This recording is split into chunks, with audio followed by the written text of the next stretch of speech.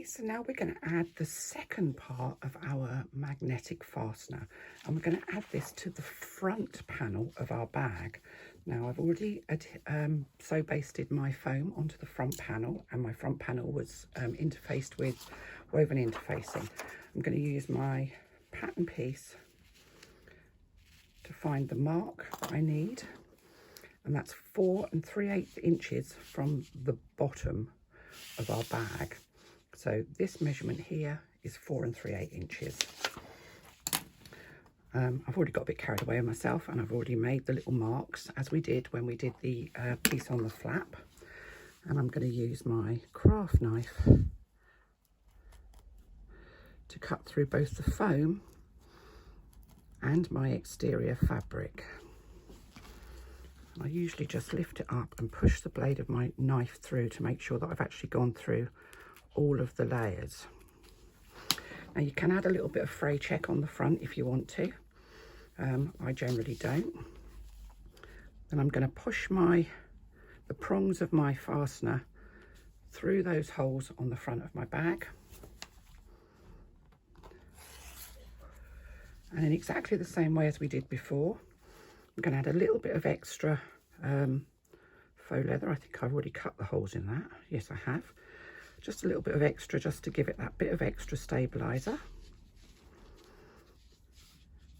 Then the washer. Oh, sorry, that's my phone wobbling. Push those feet out, the prongs out, and then add my piece of duct tape. And that's the second half of your magnetic fastener in situ. Okay, now we are going to add our gusset to our front panel. So this is the panel that you've popped your magnetic fastener on. You've already completed your gusset, put your strap connectors on, whichever choice you decided for your strap connectors. And I'm just going to make a couple of marks. Now, first of all, I've marked the centre on the bottom straight edge of my front panel, and I've used my template to do that because I know that my fabric was cut on the fold, so I know that that's halfway across. So I've just used my template to make that mark.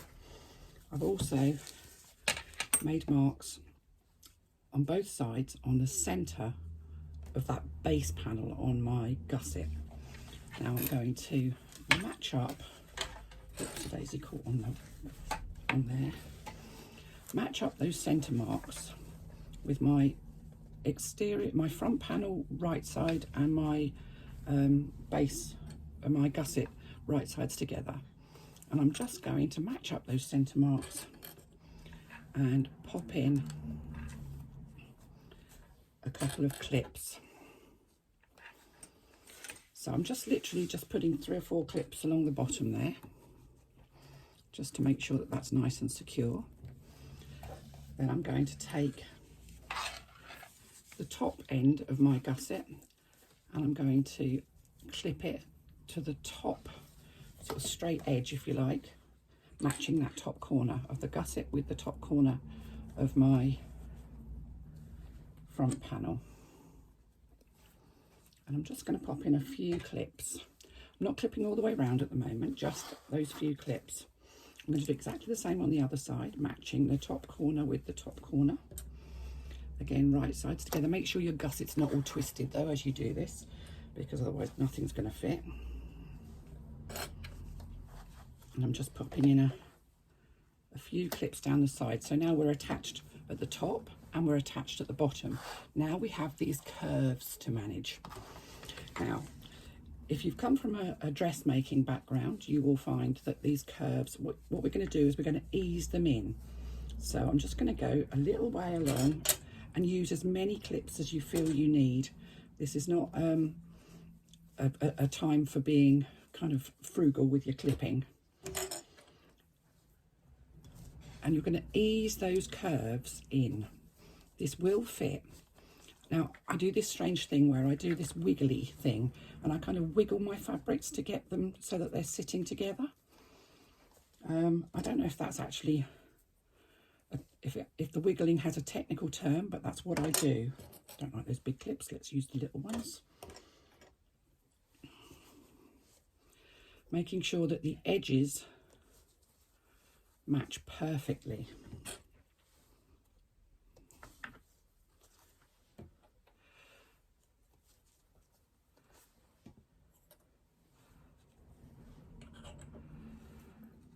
Now there is another trick that you can use. Oh, I don't seem to have it here.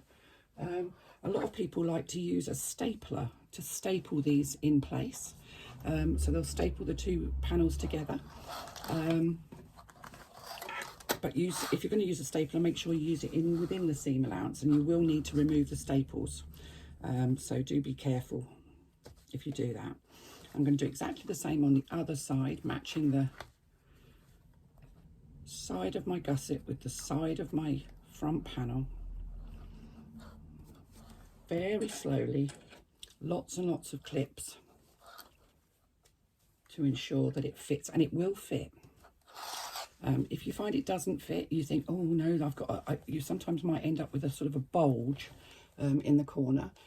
Then unclip again and start again, because this will fit, I promise you. It's a technique that takes a little while to master, easing into corners. So if you come from a dressmaking background, think about the way you ease a sleeve into a sleeve hole. Sometimes you just have to kind of fidget it about until it's sitting exactly as you want it to be. Now that's actually gone in a lot easier than sometimes they do. And you can see that that's all now fully fitted. I'm just going to put a few extra clips in those gaps. And there's no rationing on clips at this point, so that's fully fitted and it fits perfectly. The tops match perfectly and the two bottom center marks are perfectly matched. Now I'm going to sew this, but I usually sew from the gusset side. Everybody has their own preference. Some people prefer to sew from the other side. I prefer to sew from the gusset side. Now, I'm going to stitch this using a 3/8 of an inch seam allowance. I'm starting in one corner. If you have a very wide foot on your machine, you may need to put your zipper foot on initially to get past your hardware, because you've only got 1/2 an inch a gap either side of your hardware. My foot's quite narrow, so actually I feel that I can use this foot with ease.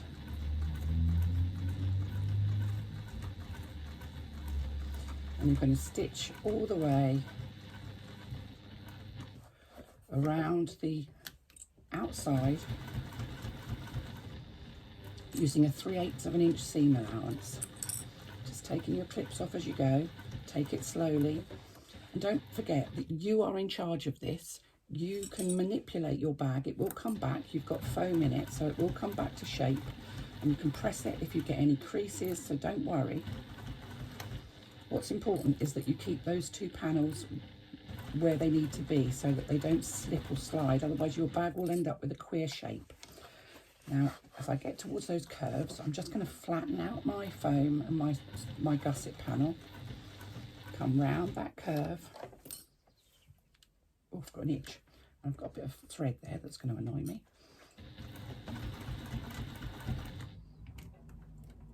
I'm just going to lift my foot up as I go over that seam where we had the gusset joins.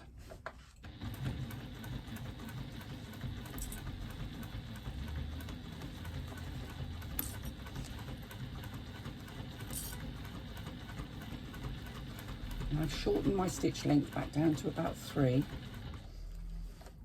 because this is the construction part, so you don't want whacking great big stitches.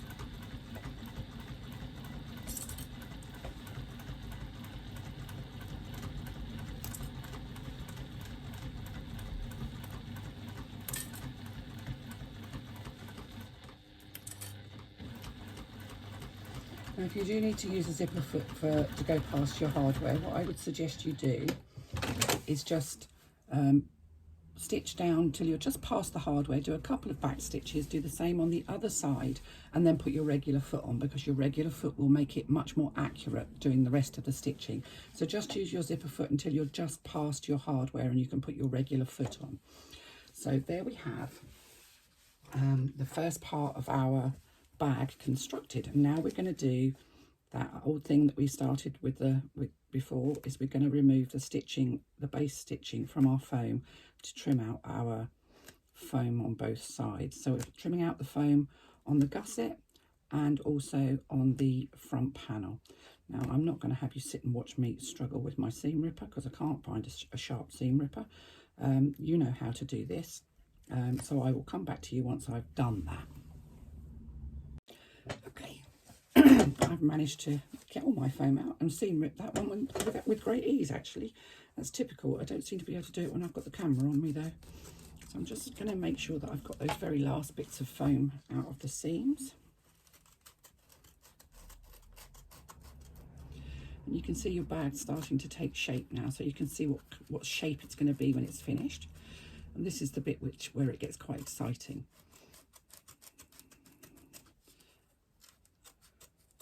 Especially if you're a new bag maker, because suddenly you can see that you're making a proper structured bag and not a floppy sort of shopping bag. Now, at these curves, we're going to do the same thing as we did on our flap. We're going to clip out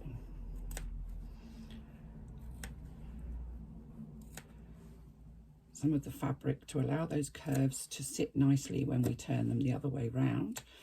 If you've got pinking shears, then use pinking shears. Be careful you don't cut into your stitching. Again, if you do find that you nip into your stitching, and I do sometimes occasionally get a bit carried away, don't panic. Just clip everything together and just go around, do another line of stitching over the top of your stitching.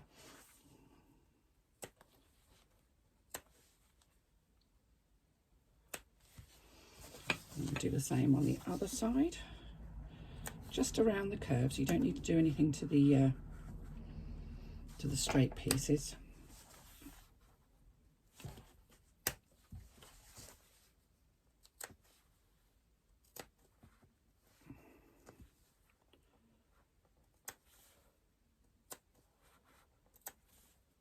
This is where you know you've got really nice sharp scissors as well, because you should be able to just nip into those with the end of your scissors without any bother at all.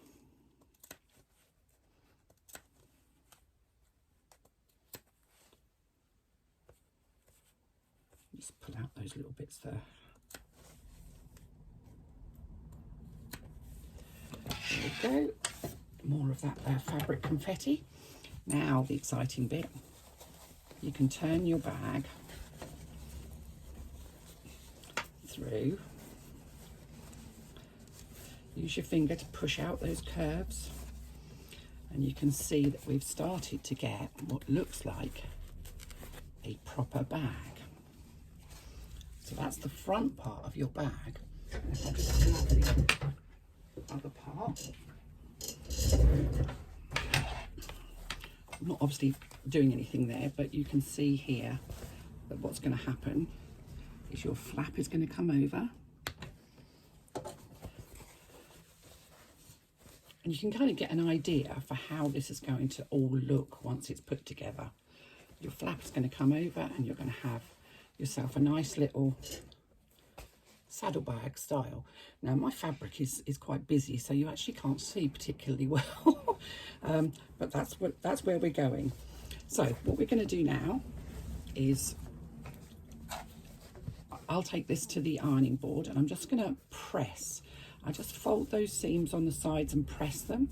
I'll do the same around those curves.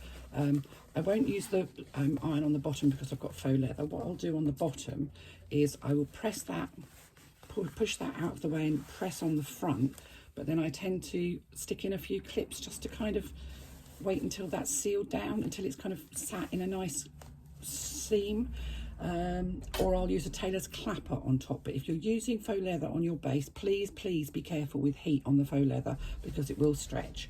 but I want it to sit so that the sides will sit nicely away from the main fabric, the front panel. So I'm going to go take that away and press it, and once I've done that, I'm just going to turn it back in that way, and we're going to do exactly the same thing with the panel that we had with our flap. So we're going to mark the center, match up the center and clip it, match up the sides and clip them, and then ease those curves in and stitch all of the way round.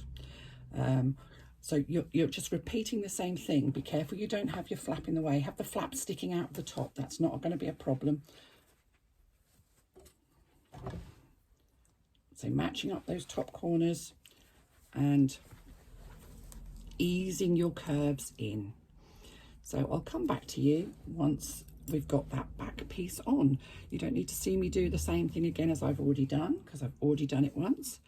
I'm just going to clip it, lots and lots and lots of clips, and ease it, the same as I did with the front panel. Once I've done that, I will then take out all my basting stitches and remove the foam from the seam allowance. And you can see there that we've got a 3D object now. We haven't got any lining, but we'll move on to the lining once we've done the construction of the outside. So I'll leave you and let you get on with that. I will carry on doing mine and sew my back panel onto my bag, and then we'll come back and we'll start to look at our lining.